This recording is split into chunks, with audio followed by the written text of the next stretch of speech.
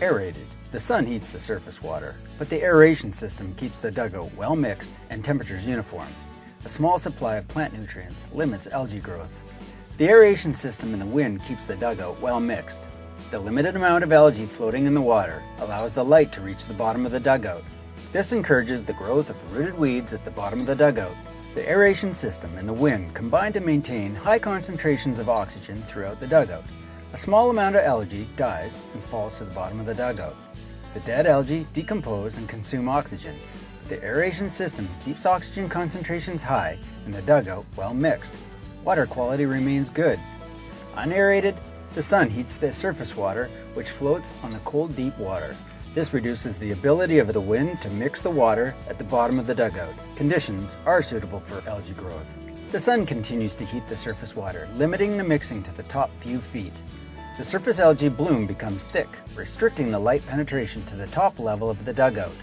Rooted weed growth is limited to the edges of the dugout.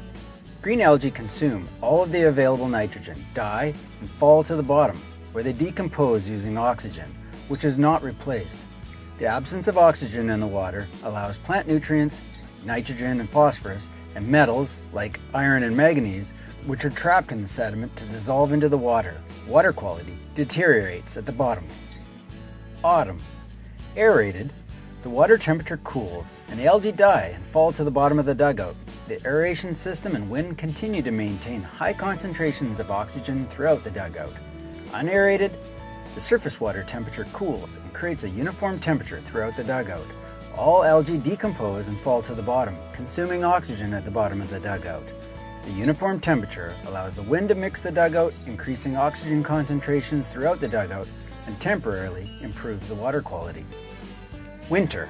Aerated. Oxygen is carried to the bottom of the dugout by the circulating water. Dead organic material decays aerobically at the bottom of the dugout. Water quality remains good. Oxygen is supplied to the dugout from the aeration system and the atmosphere. The oxygen is carried to the bottom of the dugout by the circulating water. Dead organic material decays aerobically at the bottom of the dugout. Water quality remains good. Unaerated, very little oxygen diffuses through the ice. Water quality near the surface remains good. Algae decay quickly, consumes available oxygen, and becomes anaerobic. Water quality begins to deteriorate at the bottom of the dugout. Under anaerobic conditions, the layer of poor quality water quickly grows and moves upwards. Nitrogen and phosphorus move from the sediment into the water. Hydrogen sulfide, H2S, forms and produces a rotten egg smell. Water quality continues to deteriorate. Spring. Aerated. Dugout water becomes a constant temperature as the heat of the sun melts the ice. Oxygen diffuses into the water from the atmosphere and is carried to the bottom of the dugout by the circulating water. Nutrients remain trapped in the sediment. Unaerated. Dugout water becomes a constant temperature as the heat of the sun melts the ice. Wind blowing over the dugout surface causes the turnover of the water, mixing poor quality water throughout the dugout. Nutrients